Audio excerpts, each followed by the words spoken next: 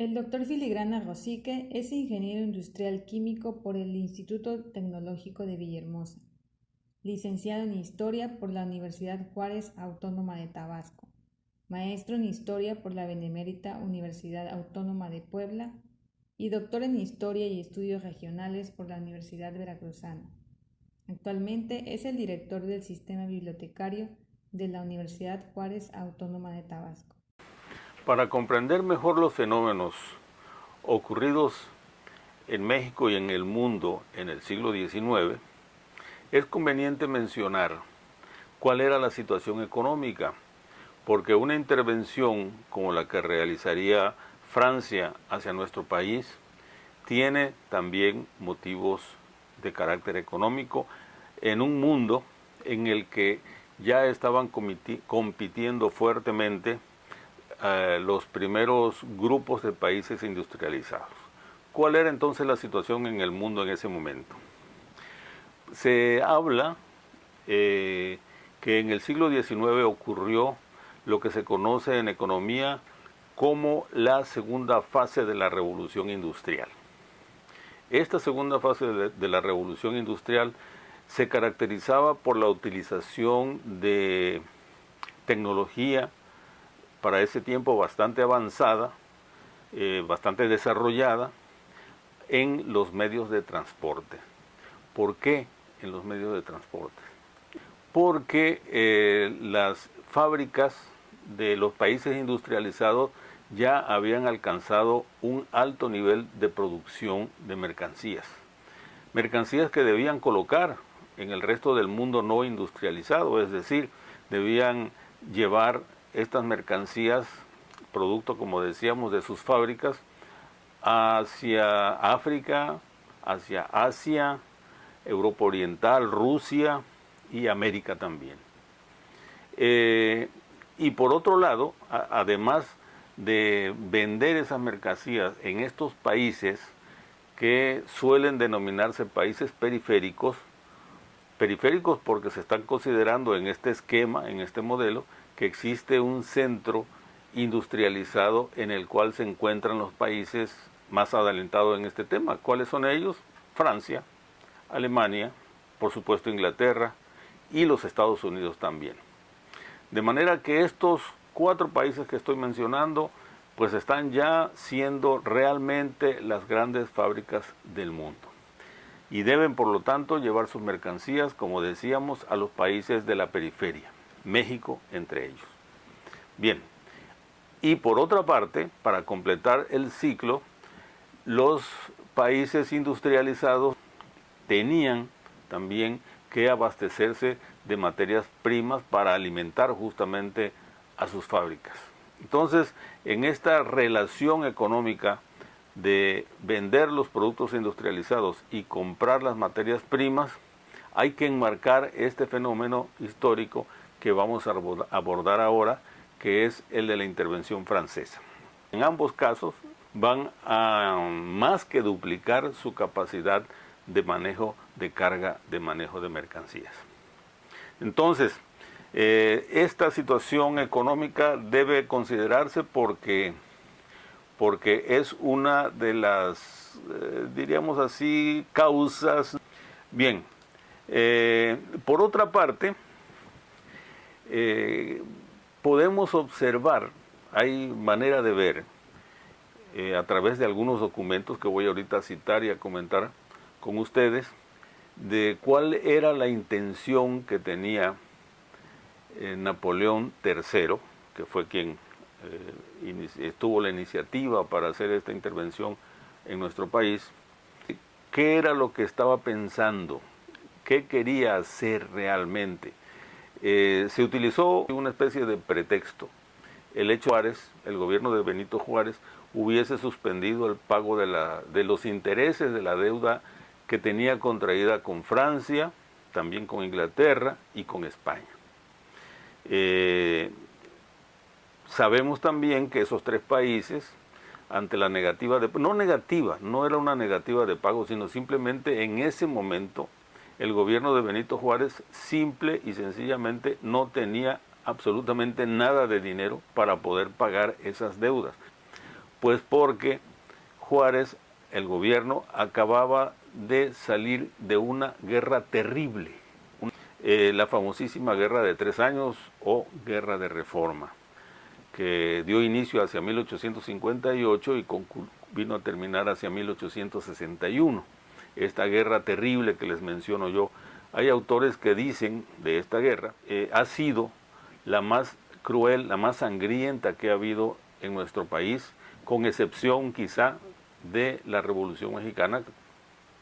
Entonces, la razón, como decíamos, la suspensión de los pagos de los intereses de la deuda externa contraída principalmente con Francia, Inglaterra y Francia, ellos se asocian para venir a exigir el pago que se les debía. Llegan al puerto de Veracruz, desembarcan los representantes de los 3 países, acuden ante el gobierno y ante los representantes del gobierno de Benito Juárez, negocian, hablan, platican y les explican los representantes del gobierno mexicano por qué no se les pagaba en ese momento. No se negaban a pagar, pero en ese momento no había dinero. Se les pagaría, por supuesto, una vez que tuviese dinero la Tesorería Nacional. Entonces, sabemos también, son hechos muy conocidos, que los representantes de los gobiernos de Inglaterra y de España deciden dar marcha atrás, entienden las razones, aceptan las condiciones de pago que les ofrece Benito Juárez para que más adelante puedan saldar la deuda, pero los representantes de Francia no aceptan esas propuestas. ¿Por qué no la aceptan? Porque realmente no era ese su propósito. Su propósito era venir, invadir México y apropiarse del país y de sus riquezas. ¿De qué manera lo iba a hacer? Y bueno, y antes de ver de qué manera, vamos a ver cuáles eran las motivaciones que tenían los franceses. Y estas motivaciones parten del mismísimo Napoleón III, el monarca en ese momento, que desde su palacio de Fontainebleau, el 3 de julio de 1863, le da unas instrucciones a Élie-Frédéric Forey. Y le dice lo siguiente, voy a citar textualmente. Dado el estado actual de la civilización del mundo, la prosperidad de América no es indiferente a Europa, porque alimenta nuestra industria y hace vivir nuestro comercio. Tenemos interés en que la República de los Estados Unidos sea poderosa y próspera, pero no tenemos ninguno en que se apodere de todo el Golfo de México. Domine desde allí a las Antillas y a la América del Sur, y sea la sola dispensadora de los productos del Nuevo Mundo. Dueña de México y por consiguiente de la América Central y del paso entre los 2 mares, no habría ya más potencia en América que los Estados Unidos. Habremos establecido nuestra influencia bienhechora en el centro de la América, y esta influencia irradiará tanto al norte como al sur, creará salidas inmensas para nuestro comercio y proporcionará las materias primas indispensables a nuestras industrias. Ahí está muy claro, dicho por el propio Napoleón III, cuál era su verdadera motivación. Hay un dato que no mencioné y que creo que a raíz de estas instrucciones que da Napoleón III a Forey, es el hecho de que considera que los Estados Unidos ya se apoderó o está apoderándose ya de América, entre ellos de México. ¿Por qué lo dice? Pensemos, creo yo, para entender esto, lo que había pasado poco antes. Si esta carta fue escrita en 1863, recordemos que toda la primera mitad del siglo XIX había sido de guerra entre unos contra otros, liberales, conservadores, centralistas, federalistas, monarquistas, republicanos, en fin, siempre, permanentemente guerras. No se conseguía hasta ese momento un país estable, tranquilo, que se pudiera dedicar a trabajar y a producir y engrandecer.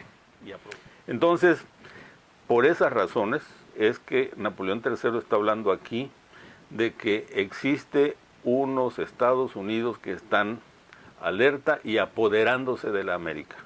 Y Francia, un imperio por supuesto, no estaba en condiciones de dejar que los Estados Unidos hicieran lo que quisieran acá y se apoderaran de esas riquezas, y lo menciona ahí, de sus materias primas y también de sus mercados para colocar ahí sus respectivas mercancías. Era también una guerra que tenía un trasfondo, mejor dicho, económico, claramente. Una guerra de potencias, una guerra de imperios. La otra, ¿por qué Francia escoge ese año para invadir? Por una simple y sencilla razón: los Estados Unidos desde 1862 están enfrascados en una guerra interna, en una guerra intestina, la famosísima guerra de secesión, que va también a, digamos, a desangrar mucho a ese país. Bien, entonces esa es la situación que está ocurriendo. La intervención francesa tuvo dentro de sus estrategias principales, sus estrategias de guerra, desde luego, el bloqueo de los principales puertos del Golfo de México, pensando en Tampico, Veracruz, Frontera, Campeche. Desde luego Isla del Carmen, bueno, también entraba dentro de este procedimiento. Y una vez que lograron tener este bloqueo para impedir la entrada, salida de refuerzos, de mercancías, de paralizar la actividad económica con el propósito de apretar, de, digamos, ahogar económicamente al gobierno republicano de México en ese momento, y entonces facilitársele a ellos la tarea de dominación y de conquista.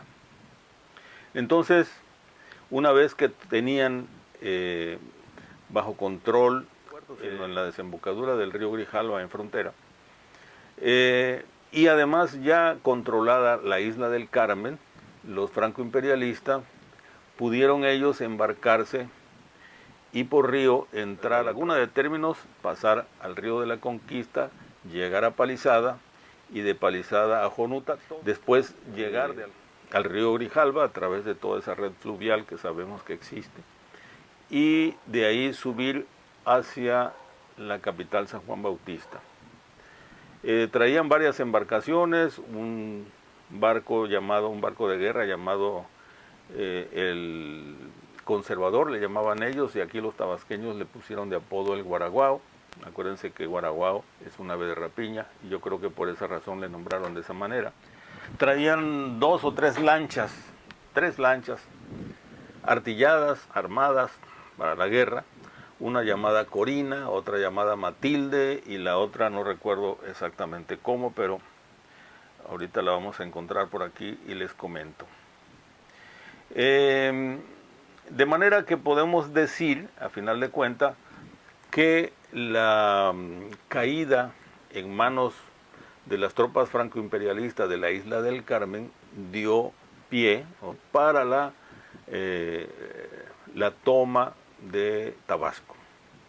De esa manera que les digo a ustedes, a través de la amplia red fluvial, ¿no?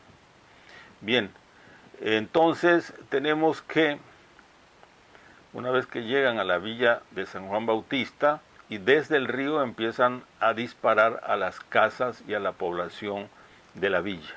Y obviamente le causan muchísimos daños a las casas, a las construcciones y a las vidas de las personas también. Y quien encabeza estos ataques es un personaje llamado Eduardo González Arévalo. Este personaje era de origen español, valenciano, que pues terminó convirtiéndose en una suerte de mercenario que reunió un grupo de mercenarios,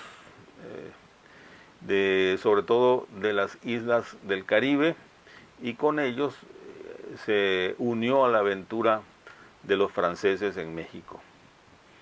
Logró obtener de parte de la Secretaría de Estado de la Regencia del Imperio, digamos que la autorización para venir a Tabasco y con su representación de esta secretaría, poder actuar, y así lo hizo, ¿no? Y una vez que llegaba con su gente armada a una determinada población, reunía a las pocas autoridades que quedaba o los personajes más destacados de la villa y los obligaba a reconocerle su autoridad como jefe político y militar, y además se levantaba un acta, formalizaban esto y les obligaba también a dirigirse a la regencia del imperio para solicitar que se le nombrase a él jefe político y militar, pero ya con nombramiento de la Secretaría de la Regencia del Imperio. ¿Por qué hablamos de Secretaría de la Regencia del Imperio? Puesto que sabemos que Maximiliano todavía no llegaba a México hacia 1863. Él llegaría un año después, en 1864, sería la primera vez que pone los pies en México Maximiliano y la emperatriz Carlota. Lo que va a hacer González Arévalo con su gente es recorrer la mayoría de los municipios. Llega a las cabeceras de los distritos, busca a las autoridades, por lo general no ofrecen resistencia, no había manera de ofrecerla. La gente de los pueblos pues no estaban armados, o al menos tan bien armados como lo estaban los que venían con González Arévalo. Y en la plaza les obligaba nuevamente a firmar esas actas, y no solo eso. Su principal tarea, a la que se dedicó durante mayor parte del tiempo que estuvo acá, fue a pedir préstamos forzosos a los hacendados y a los comerciantes de San Juan Bautista y de las villas y pueblos que recorría. Existen documentos, testimonios de cálculos de cantidades que González Arévalo extrajo de Tabasco. Me voy a permitir mencionarles algunos de estos datos. De la capital, San Juan Bautista, extrajo un total de 24.500 pesos en efectivo y 14.000 pesos en víveres y mercancías. En Teapa recolectó 20.000 pesos aplicando el terror. En Comalcalco obtuvo 26.000 pesos por extorsión a 6 hacendados. De Macuspana salió con 18.000 pesos en los bolsillos. Y en las ocasiones en que los hacendados no tenían para pagar las cantidades exigidas, Arévalo confiscaba a los mozos de las haciendas, y hubo quien pudo observar más de 50 de ellos hacinados en la cárcel de Pichucalco, enfermos, muriendo a diario por la insalubridad y las penalidades del encierro en el que se encontraba esa pobre gente. Estaban ahí por el hecho de que sus amos no tenían el dinero para pagar las requisiciones que les hacía este personaje. Se ha estimado que entre el dinero recaudado sumado a otro tipo de exacciones, González Arévalo se hizo en tan solo 4 meses de más de 200.000 pesos, sin contar los caballos, monturas, canoas y sirvientes que confiscaba. A lo anterior hay que agregar que la soldadesca, es decir, toda esa gente que le seguía y que le acompañaba bajo sus órdenes, se apoderaban de lo que encontraban a su paso. De manera que nos estamos dando cuenta que quienes están resultando directamente beneficiados son justamente estas personas a quienes le está quitando el poco dinero, poco o mucho según. Y obviamente pues no están dispuestas estas personas a continuar siendo presa de este robo. Y por eso es que deciden organizarse para enfrentar a Eduardo González Arévalo, que a su vez representaba la intervención franco-imperialista aquí en Tabasco. De manera que esos dueños de plantaciones de cacao y de sitios ganaderos, junto con pequeños comerciantes también de esa región, fueron los primeros que se levantaron en armas, pues no estaban dispuestos a seguir tolerando más los abusos de este personaje proimperialista. Entonces tenemos que fueron básicamente, principalmente, 2 poblaciones de la Chontalpa, Cárdenas y Comalcalco, levantaron la voz de insurrección a principios de octubre de 1863. Y Gregorio Méndez Magaña pronto se convertiría en cabeza del movimiento y cuyas filas se verían engrosadas con la participación de contingentes provenientes de la Sierra de Tabasco y de la vecina Villa de Pichucalco, Chiapas. Los fondos. Los primeros fondos de que dispuso el movimiento provenían de las aportaciones que hacían los propios jefes y oficiales, es decir, Gregorio Méndez, los hermanos Sánchez Magallanes, su hermano Pedro Méndez y en fin, todos los jefes. Primero, ellos eran los primeros en aportar, con cuyo producto pudo atenderse las necesidades más imperiosas del momento. Decía Méndez, al obrar así, distábamos mucho del vandalismo, dando garantías a las propiedades e infundiendo simpatías a nuestro favor. Sin embargo, el dinero pronto se agotaba y de nuevo el movimiento entraba en situación de urgencia económica. Y el único medio con que pude salir, decía Méndez, salir de esa situación difícil económica, fue obteniendo algunas cantidades de los propietarios y comerciantes de Cárdenas y Huimanguillo, empeñando mi personal garantía. A finales de octubre, Méndez nuevamente obtuvo cooperaciones de los propietarios y comerciantes de Comalcalco. A lo largo de su reseña, Méndez insiste en señalar que el método que utilizó siempre consistió en hablar y convencer a los comerciantes y a los hacendados para que les proporcionaran los recursos necesarios. Y se lo hicieron, les proporcionaron el dinero, confiaron en Méndez. Algo tenía Méndez que despertaba confianza para que los hacendados abrieran sus caudales y les ofrecieran el dinero requerido. Y de esa manera se sufragaron los gastos, no contaron prácticamente en ningún momento con apoyo del gobierno. ¿Cuál gobierno? El gobierno juarista, como sabemos, tuvo que salir obligado por las circunstancias de la Ciudad de México hacia el norte del país. Era una especie de gobierno itinerante, como bien se sabe. Así que cada estado tuvo que organizar sus propias defensas. Tabasco es quizá un buen ejemplo de ello. Méndez señala en algunas partes de la reseña que escribió en 1867, lo siguiente que voy a mencionar, y dice así: desde que Tabasco alzó el grito de guerra contra la facción franco-traidora, en el 6 y 8 de octubre de 1863, hasta la fecha en que dejé de regir sus destinos, no contó con otros auxilios que los de sus mezquinos, aquí mezquinos significa pobres elementos, reducidos al último extremo en el ramo financiero a causa del bloqueo que sufría su litoral por las estaciones navales francesas, que ya hemos mencionado. Salvo unos 100 hombres de la Guardia Nacional del departamento de Pichucalco, estado de Chiapas, que fraternizó íntimamente con el de Tabasco, ningún otro socorro de guerra vino a favorecernos durante la lucha. Por el contrario, después de haberse procurado con sus exiguos recursos, armamentos y municiones de guerra, hizo partícipe de los últimos al cuartel general de la línea de Oriente antes y después de la caída de Oaxaca, enviándole además algunos millares de pesos.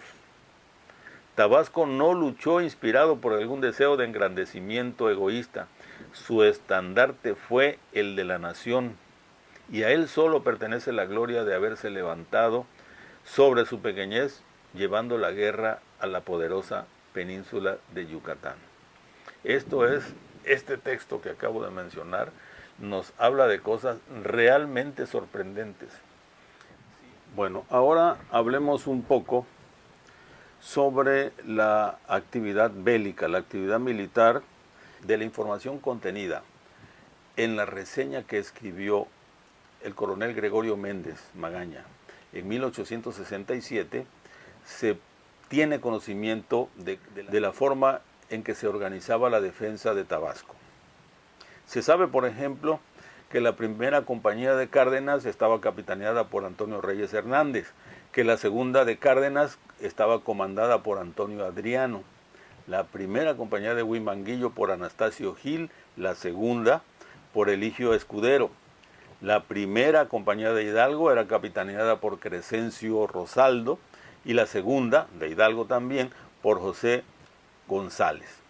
La compañía de libres costeños estaba al mando de Encarnación Alejandro. Además, estaban las compañías que se hacían llamar Oaxaca, integrada por liberales huimanguillenses, así como la compañía de Juchitán, integrada por voluntarios del pueblo de San Felipe. El cuerpo médico estaba a cargo del doctor Osiris Girard y la tesorería de guerra estaba encomendada a Miguel Payán. También había 100 voluntarios provenientes de Pichucalco, cuestión que ya hemos también comentado en algún momento, del vecino estado de Chiapas, comandados por Felipe Ortiz e Inés Cruz, y junto con ellos los hermanos Eusebio y Cornelio Castillo, así como el vicegobernador Felipe Jesús Serra. Narciso Sáenz estaba al frente de la sección Valle y Lino Merino de la sección Zaragoza. Por su parte, las fuerzas imperialistas disponían de los barcos El Conservador, como ya se ha mencionado, alias el Guaraguao, el Pailebot Pizarro, las chalupas de guerra Corina, Diana y Aurora, de las cañoneras de vapor Turment y Pique, todas ellas con 49 cañones y 1.700 hombres, entre infantes, artilleros y marinos. Por tierra tenían 150 hombres de caballería. Caramba, sí que tenían ya, se habían reforzado bastante los franco-imperialistas a estas alturas de la invasión. El 19 de febrero el barco conservador trasladó al general imperialista Manuel Díaz de la Vega a San Juan Bautista para que asumiera el cargo de gobernador y comandante general de Tabasco. Para entonces la regencia del imperio se había dado cuenta de que las acciones que desarrollaba González Arévalo no eran eficaces, no estaban rindiendo fruto. De ahí que hubiesen reforzado, hubiesen mandado más barcos, hubiesen mandado más soldados a tratar de controlar la situación en el estado, y deciden sustituir a González Arévalo por Manuel Díaz de la Vega. Y así es que este señor asume el cargo de gobernador, de comandante general de Tabasco, en sustitución de González Arévalo. Pero en realidad Díaz de la Vega pues ya era muy poco, fue muy poco lo que pudo hacer en su calidad de nuevo gobernante, ¿no? Puesto que el control que tenían de la capital no excedía más allá de 3 o 4 manzanas, donde ellos mantenían el control. Fuera de ahí, todo el resto de la capital, y es más, todo el resto del estado, estaba en poder de los defensores de la República. Todos los días se peleaban y había combates en San Juan Bautista desde que llegaron los defensores de la República, liderados por Gregorio Méndez, a la capital del estado. El 10 de febrero, los invasores intentaron tomar la iglesia de la Concepción, mejor conocida como la iglesia de la Conchita, que estaba en poder de los republicanos, sin conseguirlo. Sin embargo, era desde el edificio llamado El Principal, desde donde más daño ocasionaban los invasores a los republicanos. De ahí que fuese pues indispensable, estratégicamente hablando, arrancarlo al enemigo a cualquier precio. Los días 10 y 11, los republicanos se posesionaron del espacio que hoy en día ocupa el Parque Juárez de la ciudad de Villahermosa, acción que les permitió cercar al enemigo en la Casa Fuerte o de Marchena. En un primer intento de tomar el Principal, las fuerzas de Méndez abrieron boquetes en las paredes de las casas de las familias Payet y Dondé, vecinas a ese edificio. La intención era tratar de llegar al Principal a través de los agujeros que hacían los republicanos en las paredes de estas casas, y desde luego los dueños de las casas que lo permitían que lo hicieran. Por lo tanto, no les quedó más remedio a los defensores de la República que atacar de frente.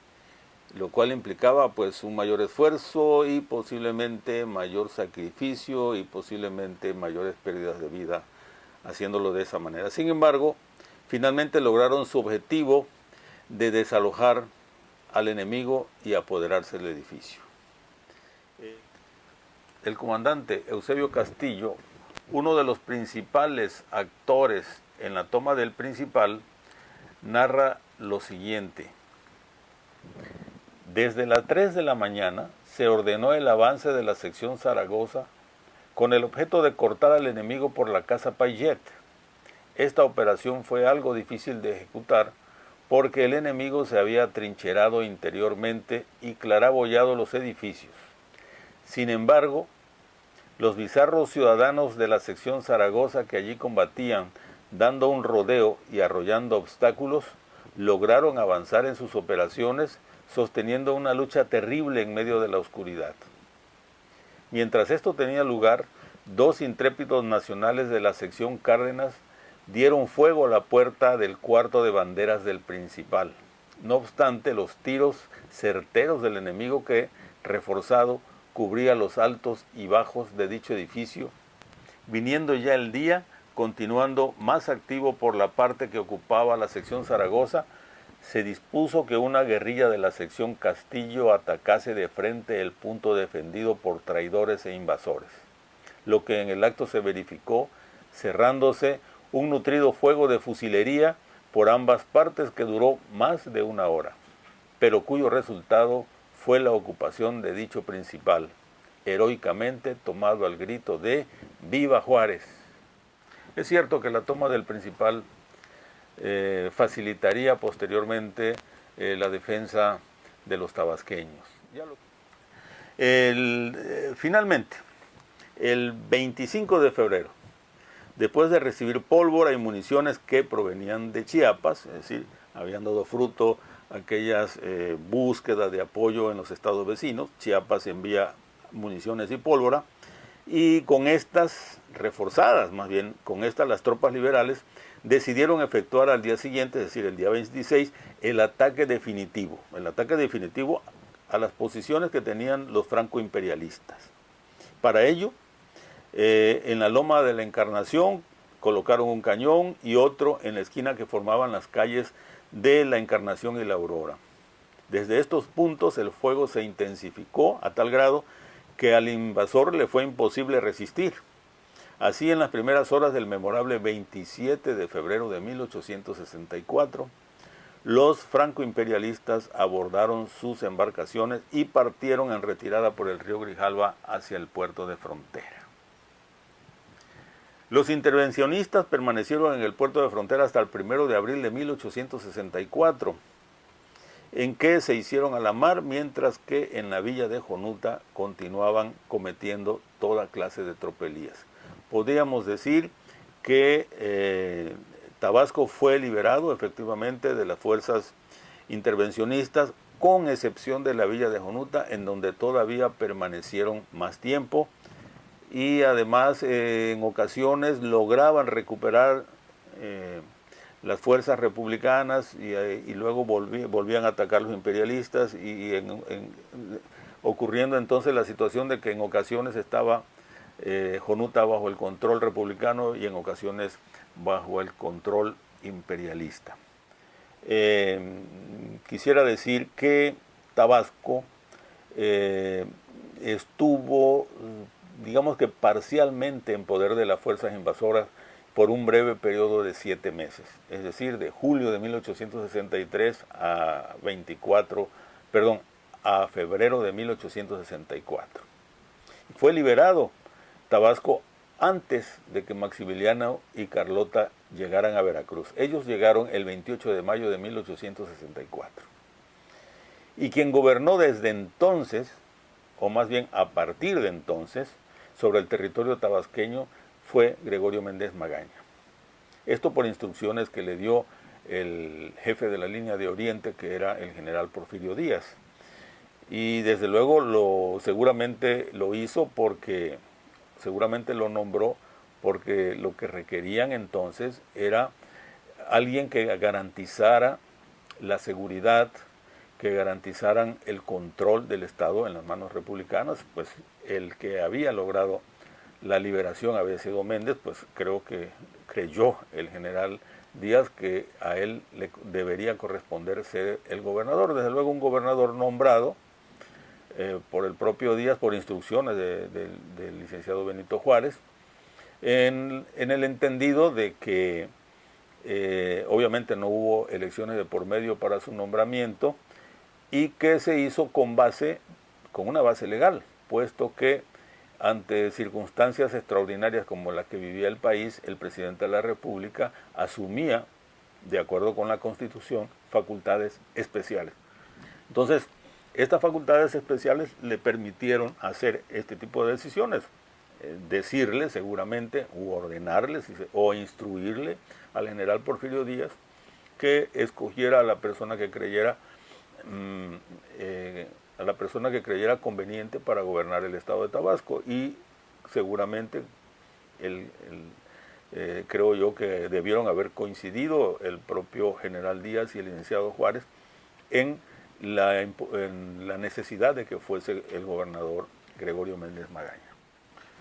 Para concluir, voy a citar un párrafo sobre la personalidad, diría yo, del coronel Gregorio Méndez, el héroe indiscutible de esta hazaña, del triunfo de las fuerzas republicanas tabasqueñas en contra de los franco-imperialistas. Este texto lo escribió y lo publicó en un diario de la capital del país el doctor Manuel Mestre Gigliazza, y dice así: